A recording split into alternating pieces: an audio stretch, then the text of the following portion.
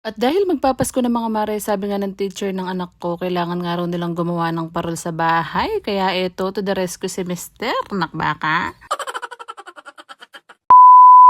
After kong maging Cinderella sa year-end party mga mare, eto naglinis na ako ng banyo ng bahay namin dahil magpapasko na. Dahil sobrang dumi na nga nito at madulas na kaya nilinis ko na talaga. Nasalipin tayo ng salapi mga mare dahil gabi-gabi nagtatrabaho ko. After naman ng work ay eto naglilinis ako kahit papano ng bahay namin. Pinaubaya ko na nga kay Mister yung paggawa ng parol mga mare dahil hindi nga ako mahilig gumawa ng ganyan at hindi rin naman ako marunong. At sa sobrang dami nga ng gawain natin dito sa bahay mga mare, Diyos ko, mantik na masunog tong kawali ko. Hindi ko kasi alam kung anong uunahin ko. After ko kasing linisin yung CR namin mga mare, tinulungan ko na nga sila maglinis-linis dito sa sala. At ito, Diyos ko, pati yung anak kong bunso ay pinaliguan ko pa. Alam nyo, saludo talaga ako sa mga nanay na napagsasabay nga yung pagtatrabaho at yung pag-asikaso nga sa mga bata, pati na rin sa bahay. Buti pa nga pag nagtatrabaho ka, diba mare, meron kang day off, meron kang 13-month pay, meron kang bonus, mga ganun. Pero pag nanay ka, Diyos ko, sa'yo lahat 24/7, wala ka pang sahod, nakbaka.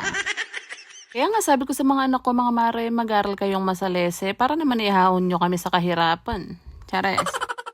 So yun na nga mga mare, bukas pa naman ipapasa yung parol kaya nga after kong pinakain yung anak ko, ipapasok na nga siya sa school at eto nga kami dalawa ni Mister ay magne-Netflix muna for today's video. Kailangan din naman kasi namin mag-catch up mga mare kasi alam nyo naman 8 months siya sa barko, minsan lang siya magbakasyon, 1.5 months lang or kaya 2 months kaya eto, sinusulit talaga namin. Kaya nga after namin mag-catch up mga mare, kinabukasan nga fast forward ay natapos na nga yung parol ng anak ko at kailangan na nga siyang ipasa for today's video. Iba pa rin talaga yung atake mga mare kapag ngayon may kasama kang lalaki sa bahay dahil pag ako nga lang mag-isa, Diyos ko, mapipilitan talaga akong gawin. Pero syempre pag nandito si Mister, nagiging PWD ako. Chares.